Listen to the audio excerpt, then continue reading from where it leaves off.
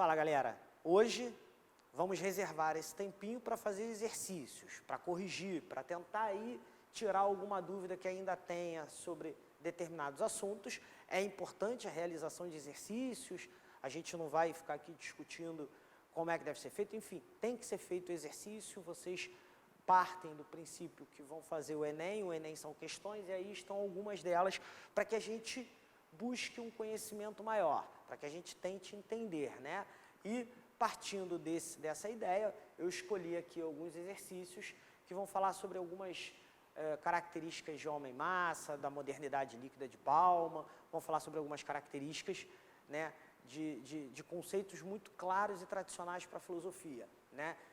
E a primeira, já de cara, né, ele já pede aí para vocês desenvolverem as características do homem-massa. Não tem muita dificuldade, gente. Lembrem e se atentem a homem-massa. O que é um homem-massa em sentido cultural, né, em sentido de produção, né? Como é que funciona isso? Ele está preocupado com a estética, ele está preocupado com a profundidade da cultura produzida, né? E aí é justamente essa a ideia, né? De acordo com o autor, tá? Não há para o homem-massa determinadas exigências, né? A não ser as suas próprias. Então, o homem-massa está preocupado em satisfazer as suas próprias exigências, independente, né, de uma ideia de dever. Então, ele quer ter seu direito, mas ele não quer ter seu dever. Tá? O homem-massa está muito preocupado com o direito que ele tem. Eu tenho direitos e não tenho deveres. Beleza? Ele tem um certo desprezo pela excelência de um trabalho, né? Pela ideia de que aquela questão não concordo com ela, mas eu vou aceitá-la porque ela é de uma excelência. Não, porque ele está muito preocupado com as questões e com a satisfação dele próprio, com a autossatisfação, né? E lógico, ele também recusa o esforço dele para entendimento da cultura, entendimento das produções, tá? Então, uma questão bem simples, bem tranquila, esses itens são bem fáceis de ser respondidos, são inclusive teorias padrões tradicionais da nossa filosofia, né? Vamos lá. Para Ortega, a ascensão, o crescimento, a ideia de ganhar espaço desse homem-massa é bom ou ruim para a cultura? Cara, vamos lá, vamos pensar. Na questão anterior a gente disse tudo de ruim, né? Para Ortega, o homem-massa é autossuficiente, ele não tem preocupação com estética, ele não tem preocupação, né, com a valorização da cultura, ele quer só a autossatisfação, ele não tem preocupação com seus deveres, né, ele só quer a ideia de direitos. Vocês acham de verdade que ele acha que isso é bom? Né? Vocês acham de verdade que Ortega vai achar que isso é bom para a cultura? Óbvio que não, né? Ele vai, inclusive, usar palavras duríssimas contra esse homem. Ele vai dizer que o homem-massa é prejudicial à cultura, inclusive porque esse cara é vulgar, né? Esse cara, ele tende a difamar a vulgaridade em todo lugar. Para Ortega, a questão da massa, a questão desse homem, né, que se lidar bem com as massas, é um homem vulgar, é um homem sem preocupação com um todo, só com a autoavaliação, a autopreocupação, tá? Então, para Ortega, a ascensão desse homem-massa é prejudicial à cultura, e é prejudicial porque vai vulgarizar a cultura, vai deixar a parte da produção mais rebuscada de lado, tá? Então, uma questão também bem tranquila e importante para vocês, né? Aqui, na próxima questão, a gente já trabalha um conceito de Kirch, né? Essa arte de Kirch. Ele pergunta o que significa uma obra de arte desse nível, né? Ele pergunta aí como como é que você identifica que uma obra de arte é de Kirch, né? É muito simples. Ele inclusive aí ele faz uma junção. Ele diz que são uma obra de arte dessa, obrigatoriamente ele vai ter algumas características. A primeira característica é incorporar elementos populares. Gente, o que é elemento popular? E aí vem o primeiro problema. Quando eu falo que o elemento é popular, eu não estou falando que esse elemento cultural é pobre. Eu não estou falando que esse elemento cultural não tem uma produção rebuscada ou é pior do que o outro. Eu estou falando que ele é determinante daquela população. Tá? Então, a cultura popular é aquela cultura que você, né, adquire quando nasce, adquire de forma oral. Né? Então, assim, você pega essa cultura que faz com que você se reconheça. Né? Então, o que é uma cultura popular? É aquilo que me transforma em brasileiro, é aquilo que te transforma em brasileiro.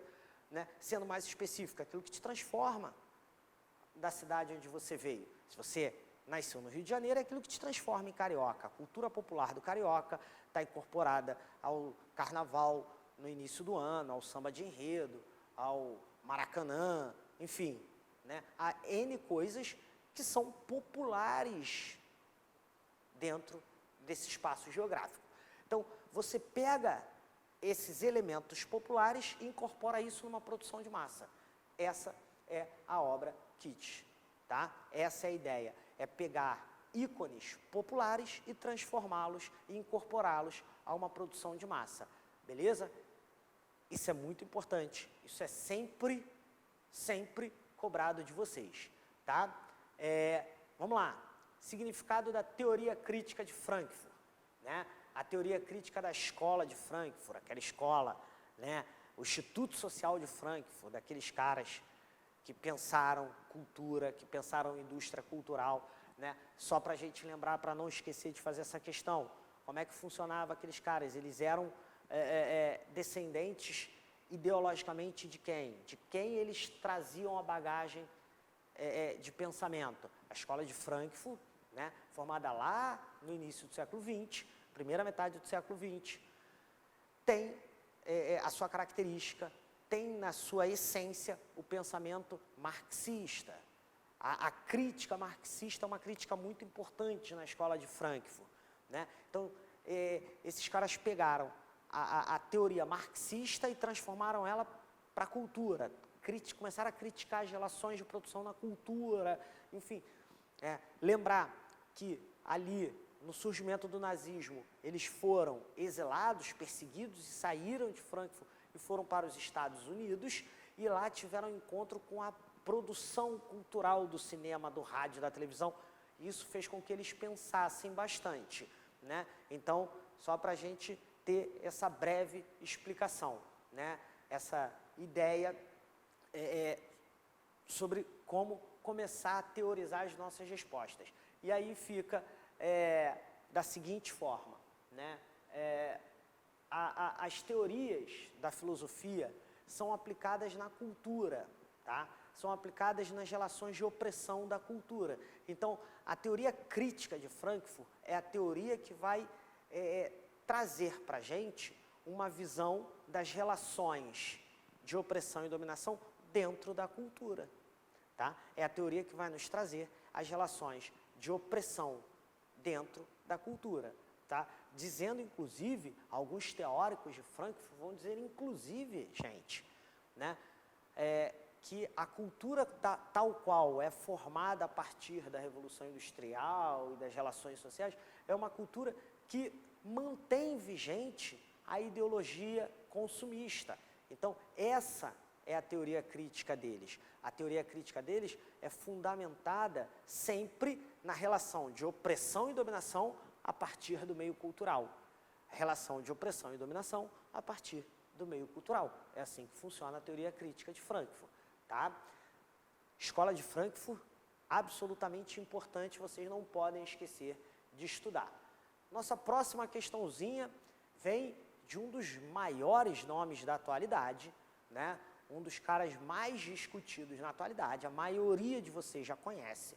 Ele é um cara que é citado muitas vezes, ele é um cara que é falado muitas vezes, sobre Bauman. Bauman que vai teorizar sobre a pós-modernidade, tá?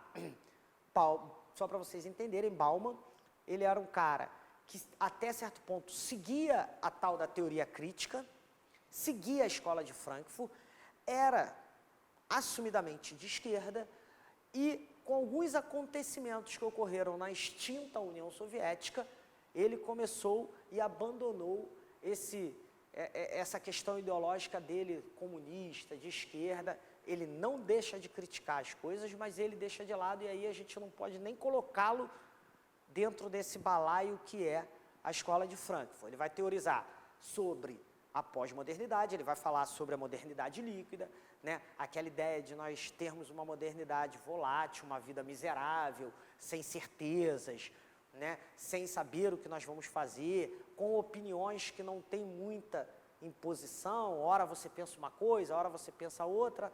A ideia de liquidez é isso, né? Onde você coloca o líquido, ela se molda, é a ideia da nossa condição, né? O ser humano, onde ele vai se moldando, né? E é justamente sobre isso, né, que a pergunta fala, né? Quais são, de forma geral, as características da modernidade líquida? É a fluidez, tá? É a inconstância, é a ideia de você estar numa volatilidade, né? É a ideia de você não ter a sua decisão, a sua cultura, a sua formação fundamentada em bases muito sólidas, o que te dá a condição de mudança constante, né? O que te dá uma condição, né, de toda uma mudança. Algumas pessoas utilizam a teoria de Bauman, por exemplo, a modernidade líquida, quando você fala assim, olha, eu acredito, né, no nacionalismo, eu sou nacionalista, mas chega lá e comemora o Halloween, por exemplo. Então, como é que isso é possível? Parecem duas coisas incompatíveis, mas são. Para quem vai fazer vestibular é muito louco, né? Todos nós, inclusive eu, já passei por isso, de chegar no terceiro ano do ensino médio, na hora de prestar o vestibular, será que é isso mesmo que eu quero? E não sei. Essa ideia de volatilidade, essa ideia de fluidez, é a ideia da modernidade líquida de Bauman. Bauman vai dizer que isso acontece a partir de então, beleza? Fica muito tranquilo. Então, as características gerais são as características de fluidez, de volatilidade, né? Nos aspectos, e Bauman ele é mais específico, ele vai falar que isso acontece em todos os aspectos da sua vida. Todos os aspectos da minha vida são fluidos, mudam, evoluem ou não a cada momento, mas mudam, né? Então, um dia você é uma coisa, outro dia você é outra, um dia você é a favor de uma coisa, outro dia você é a favor de outra, um dia você acredita em A, outro dia você acredita em B. Essa volatilidade é característica geral. Ah, mas por que isso acontece? Aí já é uma outra questão. Ele vai identificar outros momentos para isso, tá? Mas, no geral, as características de modernidade líquida são essas, né? O que é o derretimento de uma relação? É o derretimento causado justamente por essa volatilidade, né? Justamente por essa inconsistência, por essa fluidez, né? É exatamente a ideia de que numa relação você perde as condições, você elimina regras e obrigações, né? Você praticamente coloca aquilo sobre a sua perspectiva, né? Então, você não consegue estabelecer um domínio da relação, né? Você não consegue ter, por você não ter regras, né? Quando você se relaciona com alguém, olha, eu não tenho regras, o que vale é o meu bem-estar, então essa relação ela tende a se derreter. É o que acontece, gente, dando um exemplo muito geral, muito, enfim, mas eu quero que vocês entendam isso. Como é que acontece um derretimento de relação? Vamos lá. Todo mundo já ouviu alguém falar assim, olha, eu falo na cara mesmo, comigo não tem isso, né? E aí você tem que saber qual é o limite de falar na cara aquilo que você acha da pessoa e do que é ser mal educado e sem respeito com aquela pessoa, o que é falta de respeito com aquela pessoa. Você falar tudo na cara de uma pessoa significa ofender essa pessoa, né? Quando você não tem as regras, quando você não tem as ideias de obrigações, você fala. E isso acontece, gente, não é com a pessoa só que eu não gosto, isso acontece com qualquer pessoa. Tem gente hoje que tem isso, né? Olha, eu falo o que eu quero, eu sou assim desse jeito e o problema é do mundo, né? Essa falta de obrigação, essa falta de regra, derrete uma relação, acaba com as relações sociais, tá? É isso que Bauman explica a partir desse momento, beleza? Questão também bem importante para vocês, né? O que significa para Adorno e Horkheimer indústria cultural? E tá aí talvez um dos assuntos que mais prenda a atenção, né? Indústria cultural. Vamos ao conceito, vamos entender o conceito disso, né? Que é o processo de industrialização da cultura. Como assim, professor? O processo de industrialização é exatamente isso. Você passa a produzir em massa a cultura, a produção passa a ser em série, né? Como isso vai acontecer é que é interessante. Então, mais ou menos existe aí nesse momento uma regra para se fazer isso, né? Então, para esses caras aí, a cultura ela é transformada em indústria quando você pega uma cultura erudita. O que é a cultura erudita? Aquela cultura que sai da academia científica, né? Músicas eruditas, cultura erudita, incorpora nessa cultura erudita, incorpora nela elementos populares para transformar isso em algo que a população reconheça. Então você coloca ali elementos populares, né? Facilita, vai transformando isso em algo mais facilitante, mais tranquilo para a população, coloca ali elementos comerciais e transforma aquilo ali em algo amplamente consumível para toda a população e passa a produzir isso em série e passa a transformar isso numa produção em série. Para Adorno e para Horkheimer, uma coisa vai acontecer. Cada vez que você pega uma cultura erudita, uma produção erudita, coloca elementos populares e no final coloca elementos comerciais, quando você pega elementos comerciais e põe ali, você já perdeu elementos populares e elementos da cultura erudita. Então, isso empobrece a produção cultural segundo Adorno e Horkheimer, tá? É assim que funciona o processo de industrialização cultural. Você pega algo erudito, transforma em elementos populares, coloca elementos comerciais e passa a produzir em massa, né? Passa a produzir em escala industrial. E aí você tem aí as produções industriais da cultura que vocês conhecem aos montes. A gente não vai ficar aqui citando cada uma delas, tá? Mas tá aí o processo de industrialização da cultura é o que Adorno e Horkheimer dizem. Beleza, galera? Então, esses foram os exercícios. Obrigado. Até a próxima.